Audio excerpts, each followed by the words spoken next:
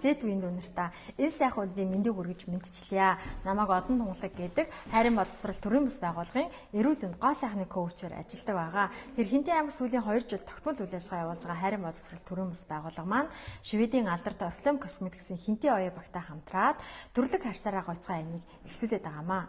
Тэгэхээр өсвөр үеийнхний маань дунд шилжилтийн насны онцлогоос шалтгаалаад хамгийн түгээмэл тулгамддаг асуудал бол нүүрний арсны асуудал байгаа. Тэгэхээр энэ бичлэгийг үзэж байгаа та нарын маань хувьд ер нь нүүрний арс нь хэр чухал вэ? Мэдээж хамгийн чухал гэж хариулах хүмүүс манай аянд нэгдээрээ.